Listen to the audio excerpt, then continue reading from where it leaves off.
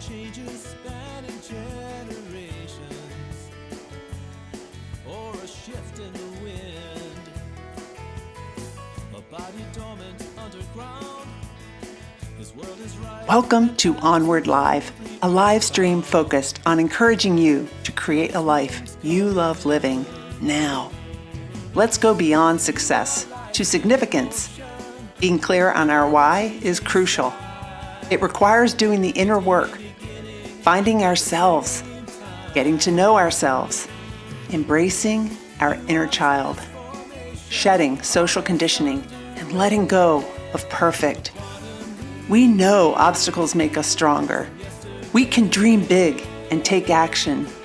Believe you can, and you're halfway there.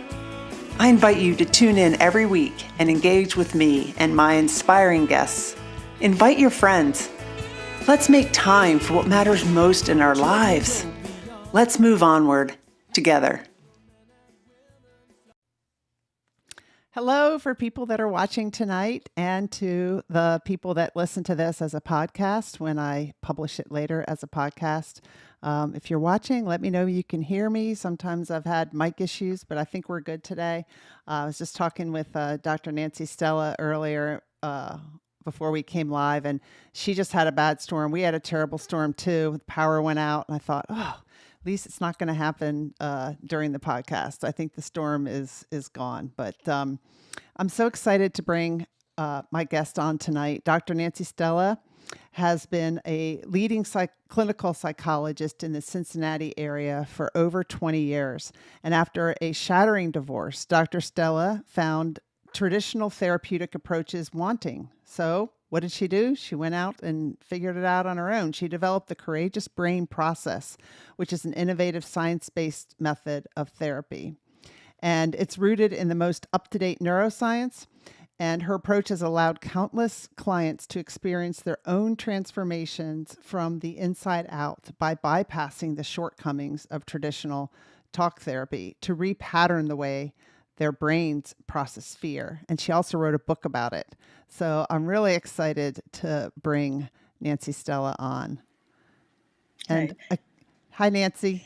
Hi, Emily. Thank you for having me on. Oh, awesome.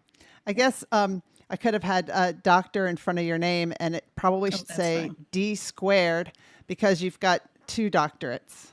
Yes. Wow. Yeah. Well, that was a moment of insanity. So. One in social psychology and one in clinical psychology. That's amazing. Yeah. So welcome to the show tonight. Thank you. I'm glad to be here. Yeah. I can't tell if people, tonight's been it's been interesting in the summer. I think people viewing these lives in the summer has gone down a little bit, but then people are listening to the audio version of the podcast when I publish it. So we never know if people are going to be here tonight or not. But if you are here watching, feel free to ask me and my guest, Nancy, some questions, and feel free to, just let us know where you're tuning in from. So I'd love to let us know that you're here. I can see one person at least is watching, and there could be more. So I'm interested in talking to you about fear, and maybe you can tell us a little bit about your story. Wait, someone posted, so I want to make sure they can hear us. Oh, hi, Gabe. Thanks for joining. I'd like to hear your story, and then I'd also like to hear what your definition of fear is, and how do we know if it's fear or like something else that's driving us? And how do we know if I know I'm asking a ton of questions, but like, how do we know if we're really stuck in its fear, or if it's just the way it is? Okay, good questions. Tough questions, but good questions. All right. Let me start with my story, because that's how the whole concept kind of evolved from. I had been a practicing psychologist for a number of years, and I ended up going through a very difficult divorce, a divorce I did not want, a divorce I did not expect. And what I found was that I was reacting in a way that was not healthy for me. It certainly was not a way to win my husband back, but I couldn't figure out why I was reacting the way that I was. And I was reacting, crying, needy, clingy, and I knew that wouldn't win him back.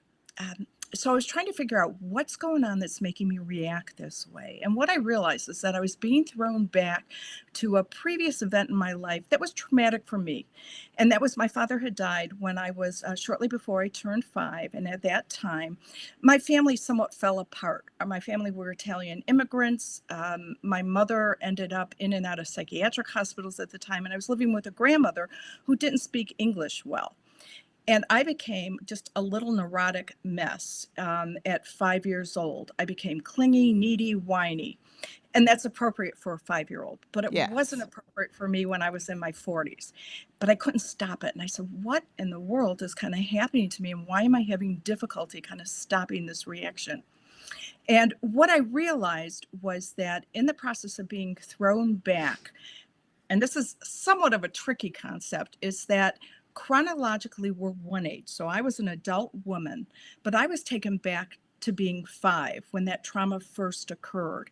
And what I was doing, I was problem solving like a 5-year-old. And Hmm. I realized I was reacting like I was being abandoned. I didn't think I would be able to, I felt like a little girl. I was afraid I wouldn't survive, even though I was successful financially and competent personally. I felt like I was 5 years old. I remember sitting with my kids and thinking, ooh, we got 3 kids here, me and my 2 daughters. So I thought something's going on. I went to therapy and and I got some relief, but there was no sustainable change. And I realized that happened with my clients too. Although my clients may have felt better, it seems like there wasn't permanent change. So I kind of trying to figure out what's happening here. So let me So I ask you looked, a question. okay. Why did you go to therapy? Because you're a therapist. Because I'm a human too. And we can't, it's like, they say physicians can't heal themselves. Psychologists can't heal themselves Mhm. either. But I figured out how to, I should say. Okay. Okay. So I went to therapy. It really wasn't successful in terms of any kind of long-term change. It didn't change my fears. And what I realized was looking in the neuroscience literature is that, we have, and I won't get all science wonky on you, Hmm. we have neural pathways in our brains, and those are simply like our communication networks. It's how our brain kind of talks to ourself and talks to itself. And I realized that when a trauma occurs, or it doesn't even have to be a trauma, it can just be events that kind of pile up for people, that they develop habitual ways of responding, and it almost it becomes automatic. And if it's an unhealthy way of responding, it can lay dormant for years, like it did for me, until it was triggered. So I realized I had to begin changing. I had basically learned how, in some ways, to kind of reparent myself, but learn how to bring myself into adulthood. And that's how this model developed. And you had asked the question, fear. How do we know it's fear? How do we know it's not something else? Fear is the root of our issue. Fear is the cause of anxiety. Fear is the cause of depression. So when people think about it, really, they're afraid of what's going to happen. Got If it. I'm anxious, I'm afraid of the unknown. I'm afraid of uncertainty. So Similar with so depression. Gabe says trauma that deeply ingrained can still surface. Yes, Gabe, it can. And that's Mhm. amazing and scary at the same time.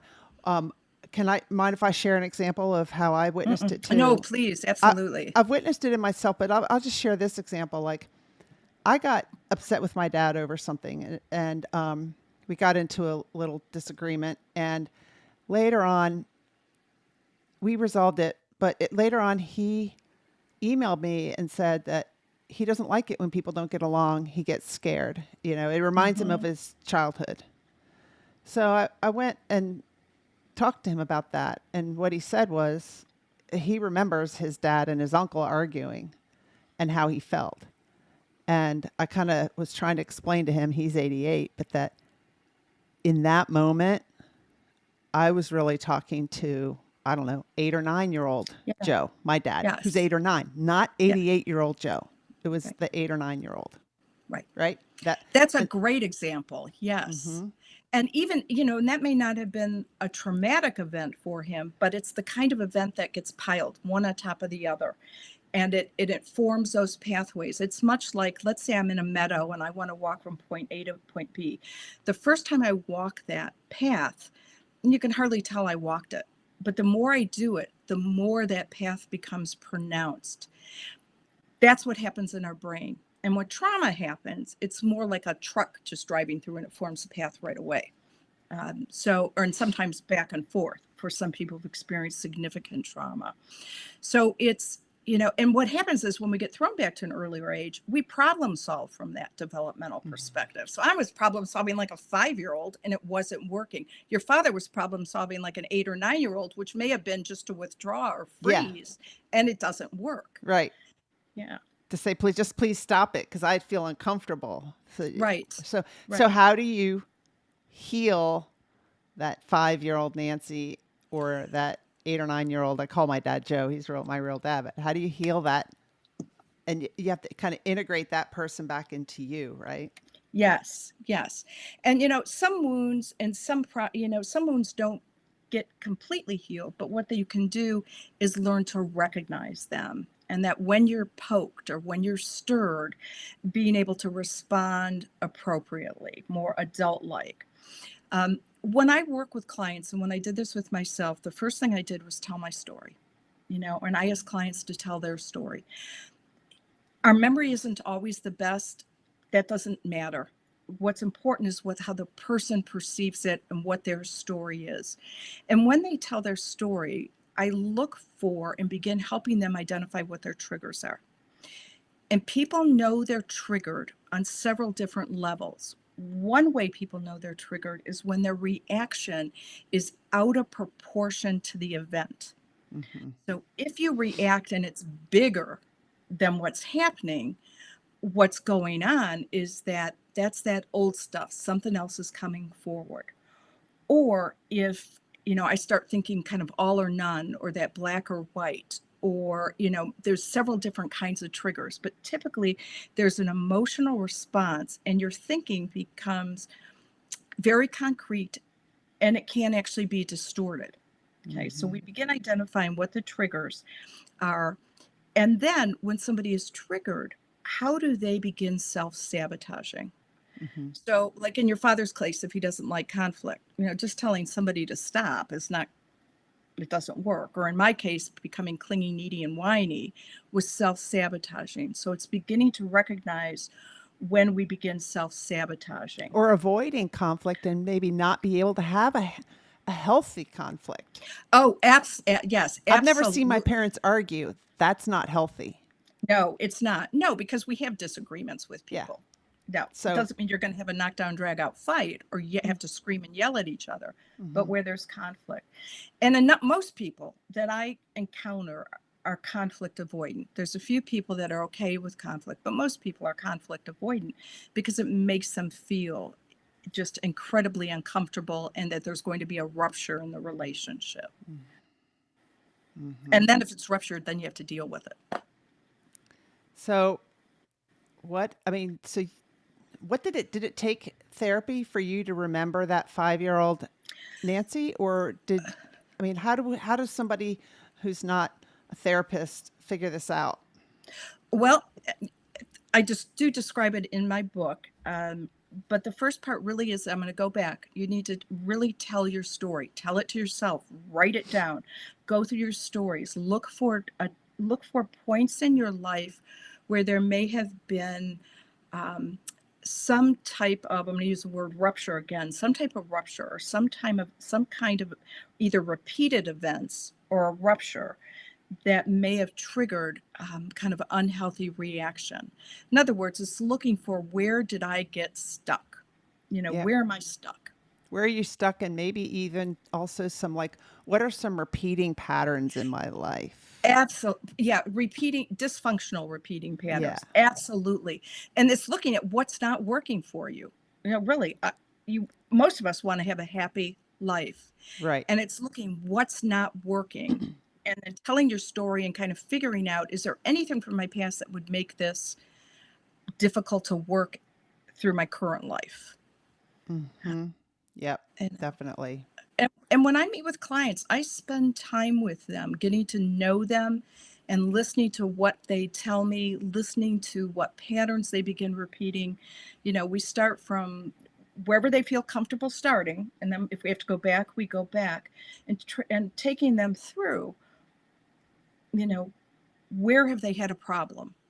Or where have they had repeated problems? Why can't I make friends? Why am I shy? Why am I afraid, to drive on the highway? Why am I, and you fill in the blank. And One place eventually, to start is middle school. I've had some clients that are like, middle school, I got picked on, so I want people to like me. And that kind of can, continue in yeah, oh, life. absolutely. I mean, how many of us have gone to an event where all of a sudden, we're worried about how I look. I worry if people are going to talk to me. And I feel like I'm like 13 again. And if you feel like you're 13, you're going to problem solve like 13-year-olds. You may not stomp your feet and slam doors, but you'll probably solve from that developmental perspective. And it just doesn't work when you're in adulthood. And so we look for those patterns where people may just continue to repeat, negative ways of responding, or they're operating just on emotions. When we get upset, this is not literal, but it's almost like our emotional mind gets disconnected from our our logical and rational mind. And the more upset we are, the more we operate on emotions. So when I know that we've come a long way in neuroscience, when did all this kind of start? I mean, and what has something like grown exponentially over the past several years with what we know Oh, about the brain? a- yeah, absolutely. I remember when I was first in graduate school many years ago, we used to think once a brain was formed, it was formed, Hmm. period. It was like concrete. We began learning that it wasn't, that the brain can change, that we can develop new pathways, new ways of communicating, new ways of responding. What we also realized, and we've known this, is that very primitive parts of our brain is our amygdala area, which is our anxiety center, and it's designed to keep us safe, often triggers uncomfortable emotions based on how we think about things, because the amygdala can't see reality. So it takes its cues from how we think. And if we're worried about something, it doesn't know if we're worried about being late for work, failing a test, getting a conflict, or there's a tiger chasing us. So the more that happens, the more we worry about something, the more anxiety and uncomfortable we feel, and the more likely we are to operate on our emotional brain. Another piece is when I'll have people saying, I just can't stop worrying. How do I stop worrying? Well, I think one thing people need to recognize is our dopamine receptors in our brain, our pleasure centers, are activated when we worry. Doesn't mean it feels good to worry. Doesn't mean it feels good at all to worry. And we believe it's an old adaptive response because then it keeps us focused on worry. So between our Interesting. primitive brain, our anxiety brain that wants to keep us safe, so it's going to trigger that body to feel uncomfortable emotions. If the smart brain's worrying, plus those dopamine, those pleasure centers, that's how people can often get stuck. Do you think that if, and I hear thunder, hopefully we're going to be okay here, but do you think that as we start to learn and create these new neural pathways in our brain, and I know people have been talking about we still have that reptilian brain that's fight or Yeah. flight and all that. Do you think we're going to evolve and not have that anymore? Like, is our brain going to evolve? I would like to say yes. It's certainly not going to happen in any of our Yeah. lifetime. Yeah. So, again, I'd like to say yes. Those reptilian brain. It's been along for a long time, and it really is designed to keep us safe. It's just in today's world, we don't always need it activated as much as it gets activated. So here's a question. I don't know if this has to do with fear or not. I think it does, but I can't trace it back to something that I can remember. But when I went to the Naval Academy, in order to graduate, we had to jump off the 10-meter diving tower. Now, most people, they've started moving that to your freshman year, so they know right away if someone can jump or Okay. not. I think we did it my junior year, I want to say. And I missed when the class did it because I had had knee surgery. So it might have even been my senior year. Yeah. or could whatever year it was. I missed doing it with my class. So the difference about doing it with your class is there's a long line of people behind you and they're waiting for you to jump. So I would like to think that if I was doing it with my class, the peer pressure would have gotten me to jump. But I didn't. I had to go up there by myself to jump, and imagine that, you're in the pool, but so I can see all the way down to the bottom of the pool, and I can see the roof right there. So I was terrified. It took me several weeks to jump. My people would play that song by Van Halen, Jump, and people tell you to jump. Okay, but that's not helping my friggin' brain to make me jump. So I don't know what it was, but one day I just jumped. And then I went back and jumped 8 times in a row. Good for you. But I'm wondering, is fear of heights or fear or claustrophobia, is that something that just is like you inherit, or is that something that is part of how we could change it with our brain, like what you're talking about?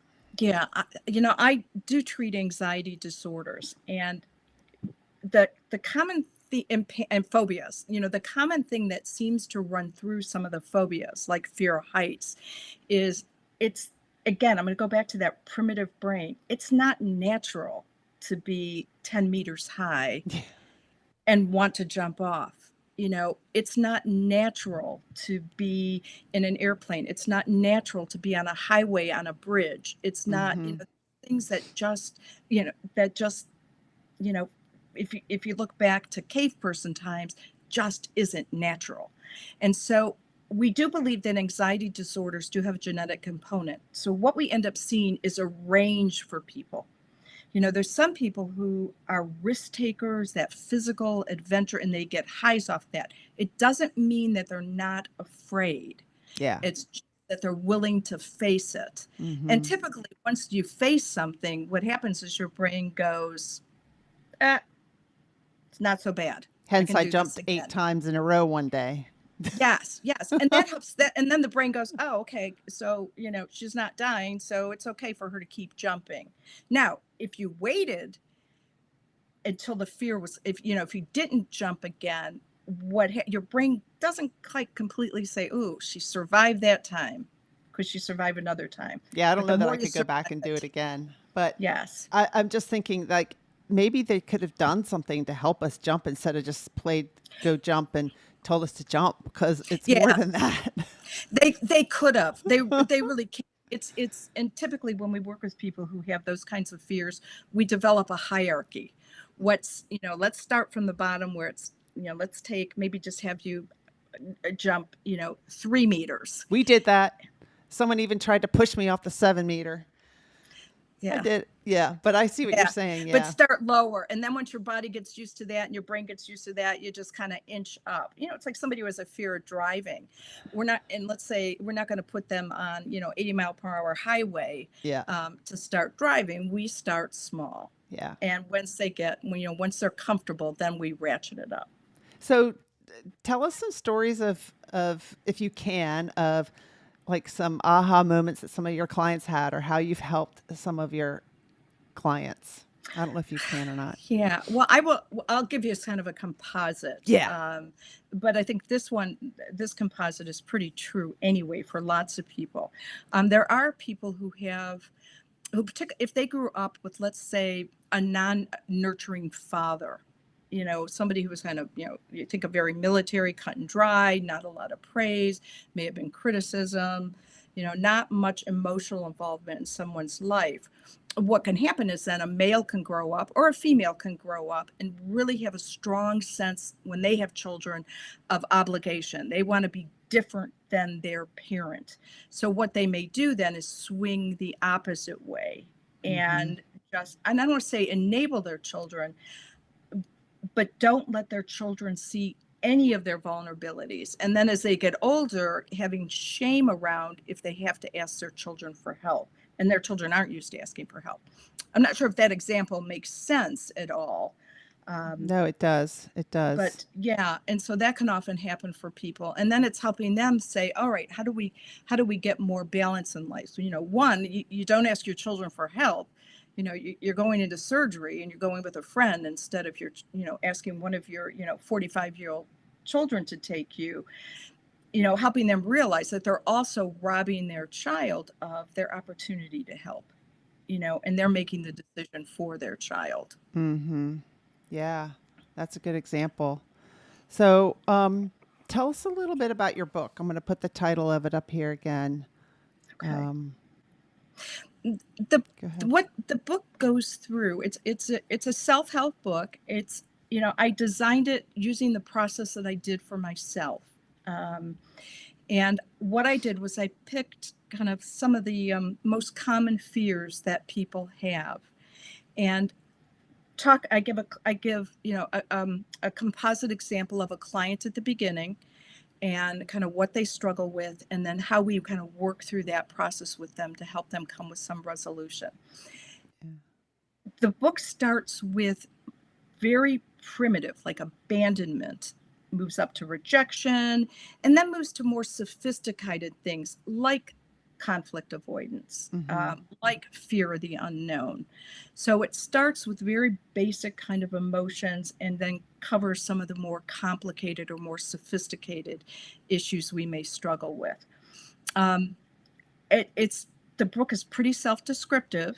It involves not only the stories and how to look at how to identify self-sabotage, how to identify your triggers, and how to begin to develop that courageous brain. So how can you tolerate your vulnerability and recognize that when you face your vulnerability, your strength emerges, and it also helps kind of validate some of what you feel. And I'll give you an example, and I'm allowed to say this because this is from a fellow psychologist of mine.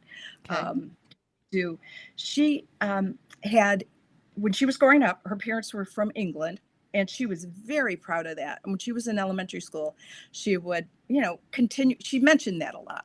And then one day, a good friend of hers turned to her and said something to the effect of, we know your parents are from England. Would you just stop talking about that? And boy, that cut her to her core, because that was something, when she was in third grade, she was really proud of. Yeah. Um, it helped make her feel different, kind of unique.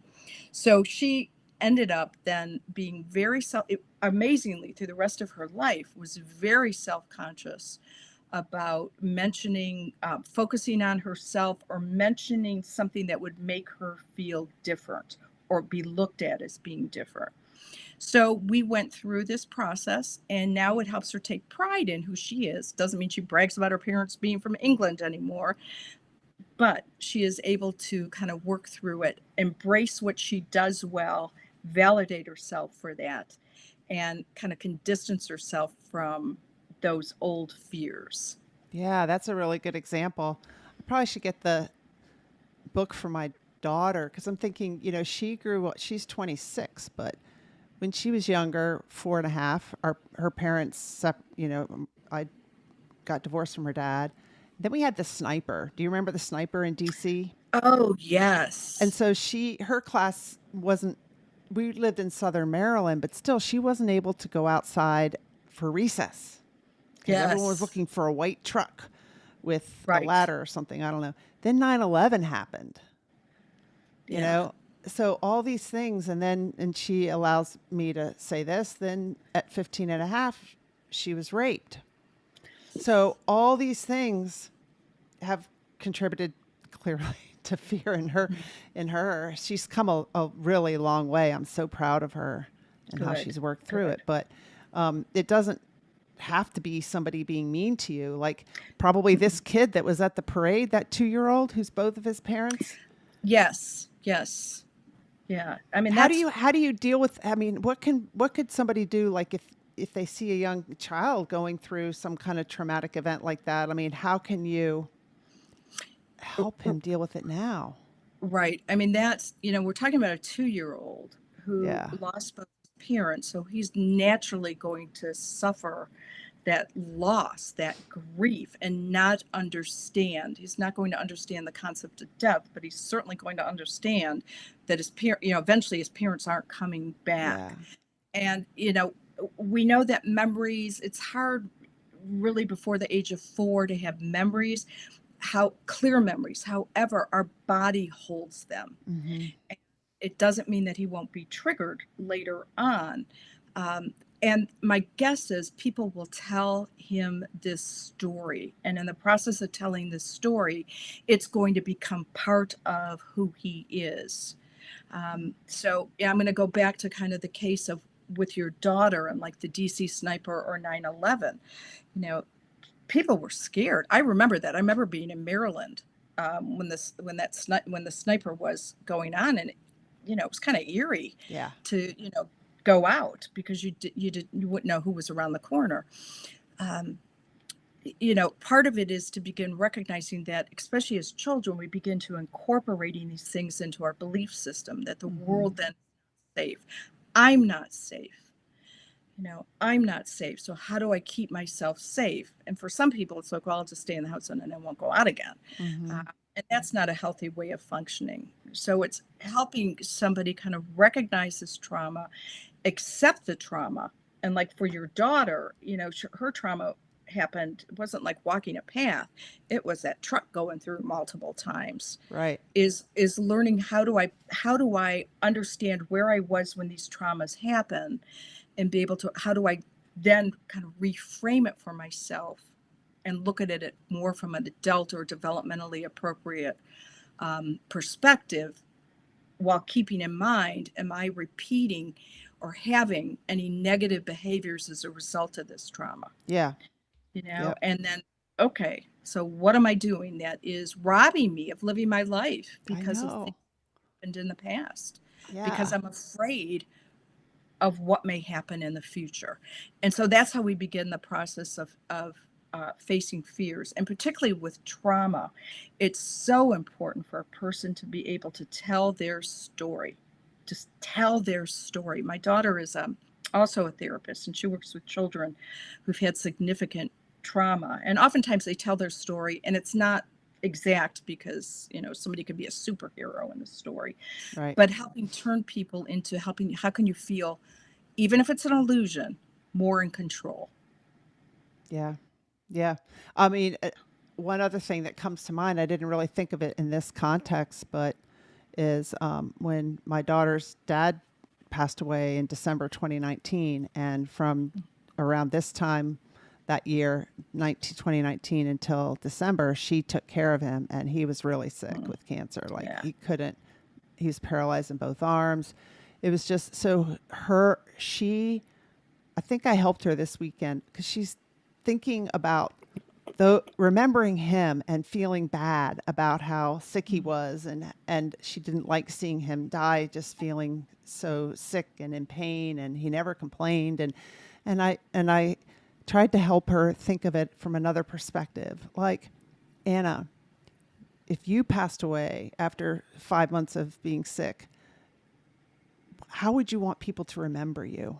Mhm. Would you want people to remember you for those last 5 months, or for how you lived your life? And then I started listing all the ways that she Mhm. is such an awesome daughter with a big heart and Yes. all the things. So, maybe you said like the part of your brain that kind of gets excited about worry, gets stimulated, right? And so you keep Yes. focusing on that. Yes. So I'm Yes. thinking that what you said there would help her as well. Yes. And I think what I find is when people have an awareness, just it's just some awareness of how the brain works, it Yeah. demystifies it. So if I can't stop worrying, okay, how do I begin breaking this cycle? And there's some really kind of certain techniques that we use. One I call, is like the worry tax. And if people do this, it works. It's just hard to get people to encourage them to do this. And the worry tax is, you can worry all you want, but do it, let's say, sitting on a hardwood floor with one arm up and one leg kind of up. Now worry your heart away. And what happens is your brain goes, ugh, this doesn't feel so good. Oh, I love Maybe I that. don't maybe I don't really want to worry as much as I think I do. And then it's begin differentiating between what's worry and what's problem solving. If you're concerned and you're doing problem solving, that's one thing. But when it flips over into worry, it's just destructive for us. It's not Yeah, problem solving. And I it really just like that. anxious us. Yeah. And then you've got that, so mindfulness and meditation can help Yes. too. How is that? Yeah. Well, mindfulness meditation is a way of learning kind of mind control, because really that's what it teaches us. It teaches us how to be present and how to recognize that just because we think something or just because we feel something doesn't mean it's true.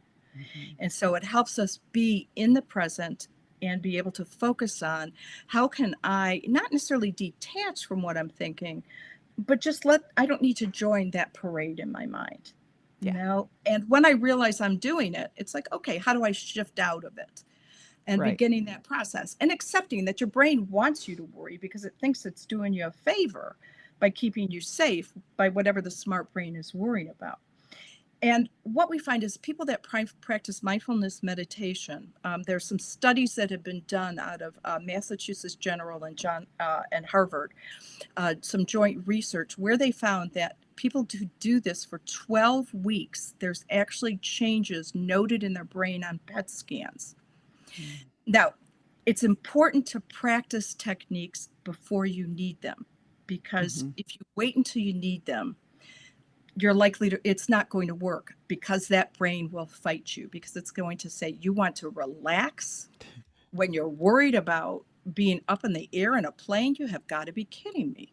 So it's important, the more you practice these when you don't need them, the easier they are to use when you need them. And some people can describe beautifully what to do, but they don't practice. And then I say, well, that's like learning how to swim by reading a book. You may be Yeah, able to describe everything perfectly, but does it mean if you ended up in the deep end of the pool, you'd be able to get to the edge? No, you'd panic. Now, let's say you ended up in the deep end of the pool after reading that book, but also practicing. You may still panic, but then all of a sudden you'll go, oh, I know how to swim. And you right. get to the side. Yeah, It's hard work.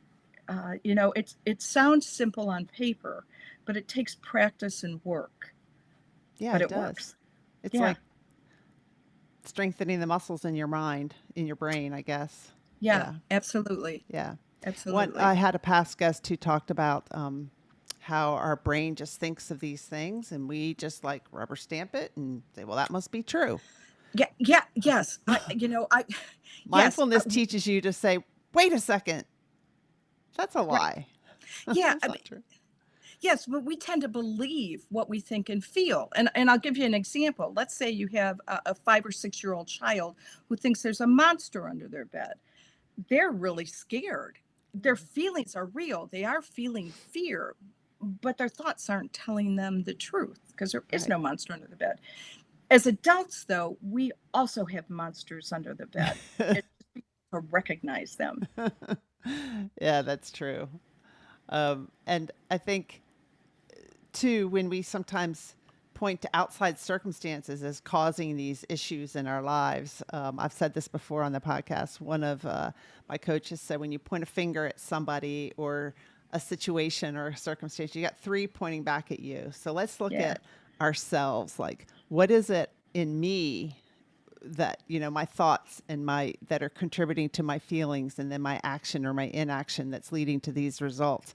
It we we it's easier to point at something outside of us than it is to look at absolutely. us ourselves. Absolutely. And the other is when we look outside of ourselves, or I'm sorry, we blame others or we're angry at others, we actually become victims. I mean, anger is a victim's emotion. Even Hmm. though it's an energizing emotion and a directable emotion, we start believing something has to change that's outside of our control.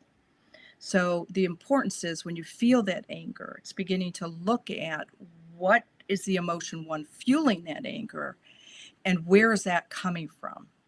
Well, most people can't name their emotions. I know. When I retired, one of the reasons is I wanted to, I knew I wasn't feeling my emotions. I couldn't name them, happy and sad. And I think there's a book called Permission to Feel. or Yeah. helping us, even name our emotions. And I started going to meeting with coaches and counselors and stuff, and they'd be like, "Well, what do you feel about that?" I'm like, "I don't know. Mhm. I know what I think. Right. I don't know what I feel. Where do I feel it in my body? Why does that Yeah. matter?" But it's so important. Can you explain, like, why is it important to know what you're feeling and then where you're feeling it in your body? Well, our thoughts always don't tell us the truth. So we can have a perception or put a story around something, but it doesn't mean that that is necessarily the truth. And we know our body holds memories. We know that, I mean, an extreme example or more classic example is people who have been abused physically, sexually. They can be very intolerant of touch because their body holds the memories of what had happened to them in the past, even if they don't remember. So, even you think of this little toddler um, that both of his parents died, even, he was under his father. There may be that pressure on his body, maybe a trigger as he goes into adulthood, and he might not know why. So, part of it is to listen to what your body is telling you. Where do you feel tension? Where do you feel discomfort? And listen, and even asking, what does that part of the body need? What is it reacting to? What does it need? So that you can appropriately address it. Yeah, that's a really good point. Um, if you're watching this and you have some questions, feel free to put them in the chat. So I read this book recently called Living Untethered Okay. by Michael Singer or whatever, but he was talking about the importance of how feel thoughts of, I guess, feelings can, if we don't feel them, if we just ignore it, they can kind of get stuck in our body as stuck energy. And Hmm. that's what you're talking about with the fear when you feel Yes. stuck, right? And then it Yes. can start creating dis-ease in our body, right? Right. So it's important Right. to Right. name the feelings, feel them, but not be like, let them control your life or be overtaken Right. by them. Right. It's also remembering it's just a feeling. Yeah. It's, you want to acknowledge it, you don't want to ignore it, but it's also just a feeling. And if we can acknowledge our feelings, they don't hurt us. We can survive what we feel. You know, most people are afraid of uncomfortable emotions. They want to, that flight, fight, or freeze response. They want to get away or fight it. Um, but most of us, when we recognize it's just a feeling, I can deal with this, whether the feeling is anxiety, fear of, I'm afraid of the dark or whatever, we can survive it. And, again, our bodies hold those things. We know that, we're seeing, so many people have autoimmune disorders. Mm-hmm. And that, I just kind of how, as they get older, how just that stress seems to wear on them. We may not be able to make a direct link yet, but we see correlations. Yeah. Yeah. There was Yeah. something I was thinking when you were saying that, and now it skipped my mind. But so, okay, the trigger warnings. How do we? You had said, I read on your website that one of your trigger warnings was the smell of your former husband's cologne when you were going through the Hmm. divorce, right? Yes. Um, Yes. was somebody else wearing it and you smelled it or something and you Y- noticed? yes. Yes. Yes. Yes. What happened was, I had a couple of different triggers, and one of them was simply just smelling his cologne. And what that did was that just came a rush of emotions came forth. Sense of sad, things that I had not worked through, a sense of sadness, a sense of grief, a sense of loss, a sense of, can I survive this? Can I get through this? Again, it kind of put me back to being five. Mm-hmm. And I felt lost. And so I Yeah. had to recognize, what are the things in my life that trigger me? You know? Yeah. And we know that smell is one of the strongest triggers. And that's why oftentimes when people say you're selling a house, make sure, you have scent of fresh baked cookies or something along that line, because Yeah. smells have meaning to us. Yep. Yep. They do. And Yeah. so I stayed really busy to not feel my feelings, but I didn't realize that's what I was doing. So sometimes you can do things like unconsciously Mhm. to, when you get a trigger, to not even notice it, right? Right, Like right. Oh, it could yes, yes. could be like scrolling through social media every night instead of really like dealing with what you're feeling, or binge watching on Mhm, Netflix, or for me it was just staying busy. I didn't mhm. have time to feel. That was Right, right. It's avoid that's, that's kind of classic avoidance. That's, would be almost fleeing from your feelings. So, some of what we do in that case is that's why mindfulness meditation is important because it allows you just to be mindful of what you feel and learn not to be afraid of it. yes. Um, may not feel good and you may not like it, but learning not to be afraid of it. And Um, that you and that's when the strength starts emerging when you realize, okay, it doesn't mean I like it, but I can deal with it. right. And I'll give you another example. I've had cancer twice. Oh wow. My prognosis is good. It was two different kinds of breast cancer. I blame it on swimming in Lake Erie as a child, but both my prognosis is good. And I remember when I was first diagnosed with the first one, I said, "Why me?" And then all of a sudden it occurred to me, well, why not me? I'm not special. I'm not unique. Cancer happens to, you know, hundreds of thousands, millions of people. And when I made that shift, my emotions changed along with that because I no longer felt like a victim. I Yeah. felt like it was, picked on. It's like, Um, okay, you're yeah. thinking, you're thinking like, why me? Da da da. You stop and think, what's Well, another way of why looking not at me? this? Yeah. Why not me? Get And that was curious. empowering. Yeah. It was empowering. Um, Yeah. Someone posted the name of that book, and you can, I'm not sure who this is. It says LinkedIn user, so I can't tell who it is. But the name of the book that dealt with feelings is Permission to Feel. And I don't remember the author, but I have it here somewhere. And if you want to message me, I can look it up for you. But it's Permission to Feel. And I know Oprah Winfrey interviewed the person who wrote it. I actually have a piece of paper that has like a feelings, and it's got a list of all these different feelings. So sometimes, I'll look at it like, what am I feeling? Oh, mhm. that's a feeling. I didn't realize that was a name of a feeling. So Yeah. that's a way of learning. Yeah. Because I mean, it's so when you Yeah. raise it, I've noticed that my son and his wife, really talk to their 5-year-old about help him name his feelings. Like, Mhm. what is it that you're feeling? You feel Mhm. sad, or, whatever, Right. they use Right. different words. So to help little kids recognize what they're feeling too and learn how to deal with it. Oh, I think absolutely. Do you remember the old poster that had different facial Yeah. expressions on it and feelings underneath? Yeah. We use that. Adults can As use that adults. and Yeah. say which one kind of fits me, Right. and what is this feeling? And where is it coming from? And how can I not avoid it? How can I feel it, but then let it go? Let that Yes, energy leave my body. right. You learned lessons from the Dalai Lama, and you also learned some Eastern and Western medicine. Um, that's what some of Mhm. the learnings that you incorporated into your book, right? Yes, yeah, yes. When I was on this journey, I did, and anybody could have done this. So I wasn't special. I was just, so I want to make that clear. I spent 4.5 days with teachings with the Dalai Lama, um, and kind of explored, that philosophy, um, and the concept of detaching or recognizing that if we are going to attach, we risk having pain, but is it worth it? Mm. Detaching from,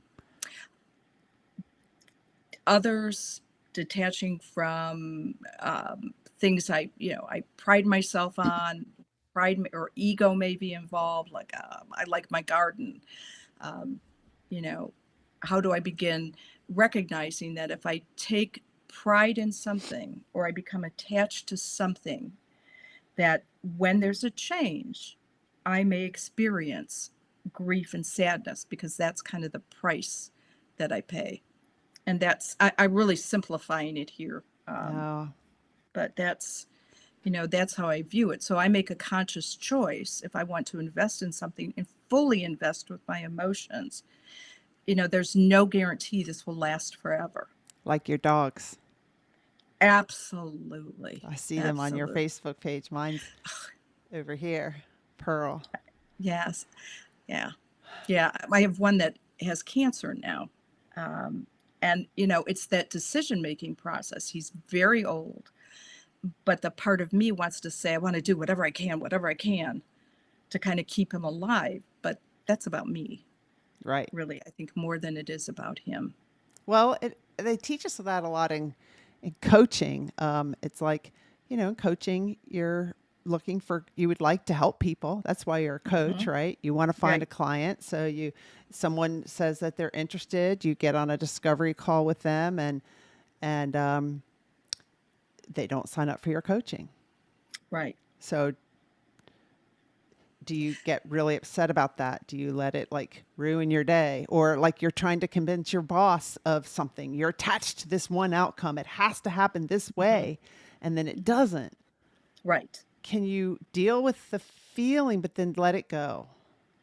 Yes. And that's, I think, that's where mindfulness meditation can be incredibly useful. And there is a chapter in my book about, how do you not take things personally? Hmm. And I, if you don't do these things like investment in a project or something else, think about what you're going to miss. I don't want to give up something that I may enjoy doing because I may fail at it. Um, Yeah. I'll give you, this is kind of a corny example. When I was in third grade, my teacher held up two uh, pictures that we had to color. One was how you do it, and one was how you didn't do it. I thought I did pretty good. Mine was how you don't do it. And so that really turned me off from That was your art. picture she held up? Yes, yes. But she didn't say the name, but that was my picture But she held up. Well, I was crushed. I was just absolutely crushed. And I just thought, I avoided art. As I went through this process with this model I developed, I ended up starting pottery. Am I a great potter? Heck no. But do I love it and enjoy it? Yes. I do too. Yeah, I would have never done that if I hadn't kind of said, okay, I have to it's like face what I fear, face that I'm just like a mediocre potter. But Yeah. boy, it's fun. And Oh, it's I okay. love And it. that's okay. I take it with my mom and we go on the wheel, but this is where my mom's like inner critic comes up. And I see it a lot more in pottery. It's like, do you think we'll ever make one as good as that? And then I ask the person, how many mugs have you made? 1,000. Well, Yes, yeah, yes. okay. If we make 1,000, we probably will. And Yeah. and so some of the things she says out loud just makes me think, oh man, what's going on in her head? And she had a Yes. dad who would pick on her, like your nose is so big, and just things like that. So she grew up with this really strong inner critic, and it's so Hmm. awesome. What she does now, she bought a kiln because we couldn't take classes during COVID, and she put it in her basement. And she hand builds now, and I post some of her things on Facebook, and everyone wants to buy her stuff. And she's like, well, there's a problem with that one, a problem with that one. So the rare time when something comes out in the kiln and she says, I love it, I'm like, yes. Yes, yes. And even if they all were, nobody wanted to buy it, just the process of doing it Oh, she's is really enjoyable. loving it now, and I think she's Good, really starting to see she's good at it. good. So she's got her own unique style. So it's Yeah, awesome to see her having worked through that too. But yeah. pottery is just so fun. Yeah. Yeah, it is. And pottery is an example. I don't know how many people out there have done pottery or some kind of art where you just get into it and you go into the zone. That's mindfulness. That's mindfulness. Mindfulness doesn't mean you have to sit cross-legged on the floor and go, there's multiple things that you can, do. It's just focusing on the present, Yep. allowing just to experience. Yep. I wrote a blog about pottery because it was like, probably people know this, but it was just like, oh my gosh, I can see this now. It's like pottery is like life, and because in order to have a bowl or a mug with the even around, you have to have it centered. The clay has Yes, to be centered at the beginning. You can't rush through it, and right.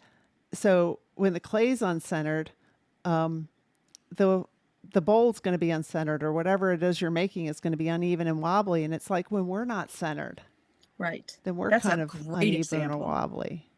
Yeah. Yeah. Oh, that's a great example. Yeah. Yes. Pottery's a lot like Yeah. life. Yes. Yes. So, so if somebody wanted to work with you, how do they reach out to you? Um, they would contact me through my website, nancystella.com.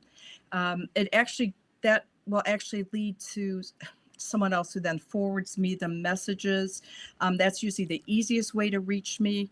Um, as the one of the things that's tricky as a psychologist is we can't practice across state lines unless we're licensed in a different state. So I do limit, I will do some coaching, across state lines, but not necessarily from a psychological role. Okay. So do you have space to take on clients and stuff? If people... Not right now, I don't. But if someone is interested, right now I'm scheduling about 6 months out. Wow. Yeah. That's awesome for you. Yeah. It is. Well, It it's is good and because bad because I mean, it's like nothing's ever good or bad, but it's like, wow, a lot of people need help. that's the hard part about it. And I do, I self-care is important to me. I know if I take on someone and I don't have room for them, I am Yeah. not going to be able to either get them in regularly or be fully, it's very important work I do to be fully present. Yeah. Yeah. Yeah. I mean, yeah, I'm a Yeah. coach, and Yes. one of the areas I coach in, we haven't talked about it yet, is at all, and we're going to wrap up, but is positive intelligence, which is all about strengthening your mental fitness, which is all about creating new neural pathways in your mind, Yes. and the Absolutely. mindfulness, and doing it throughout the day, and the importance of practicing it. So if somebody Hmm. wants to learn more about that program, you can go to my website, because that is something that I coach on. And actually, I just started supporting that Positive Intelligence, the company, as the U.S. government accounts director, meaning I'm responsible for helping find clients in state, federal, and local government that could use this positive benefit from strengthening their mental fitness. And just Yes. imagine if we all had strengthened mental fitness, understood this about ourselves, were Hmm. more mindful. I think it would stop a lot of the violence and a lot of the hate and the arguing and everything that's going on in this country. I think if we all just kind of looked at ourselves and Yeah. worked on ourselves and strengthened our mental fitness, strengthened our brains, and created new neural pathways, it would be Hmm. awesome. Oh, it would be. It would be. Good for you. I hope that is successful.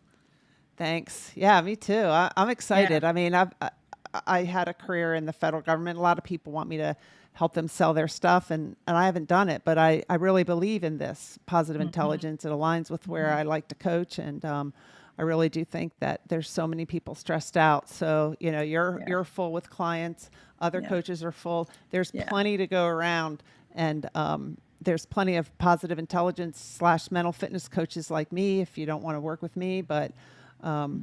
it's definitely worth it to take a look at ourselves. We all Yeah. have areas where we can work. I mean, I've got a coach and a counselor. You work with another therapist, right? So we all Yes. have areas. If you're sitting there saying, "Well, I'm good. I don't need to work on anything," I would say look again, probably. Yeah. Yes. We are an evolving. We're never completely there, Yeah. and that's okay. That's just part of what makes us human, Right. which is Right. good. So Yeah. thank you for this comment, says Nancy and Emily. Thank you for this very insightful evening, which I is exactly what I needed at this moment in my life. I'm looking forward to sharing this with others. I appreciate the time you both took tonight to share your stories and wisdom. Well, Oh, thank thank you. you. When Thank I you. log on to LinkedIn, I'll see who wrote that because I can't really Okay. tell right now. But Okay. so thank you all for watching. Thank you, Nancy, for being my guest tonight. I really enjoyed it. Well, thank you, Emily. Yeah. I want to put you in the green room and we'll play the Okay. outro and then we'll be done. So Okay. let's see. Thank you, everybody, for watching. Guess what? I'm going live again tomorrow night. I guess my hyperachiever saboteur got in my brain and said, Emily, do one more live. Well, I'm excited about it. Aisha Crumbine is a friend of mine. We went through coaching school together. She is just awesome. So I hope you can join me tomorrow night at 7 p.m. Eastern when I interview Aisha. All right. Talk to you guys later. Have a great week. Onward Live is sponsored by Emily Harmon Coaching and Consulting. Visit my website, emilyharmon.com, to learn more about me and my coaching programs. I'd love to help you create a life you love living. Remember, every adversity is our own personal university. Sometimes the lessons are difficult, and we must learn from our experiences. Vulnerability is your superpower. You are lovable and worthy. And we discuss these topics and more because professional is personal.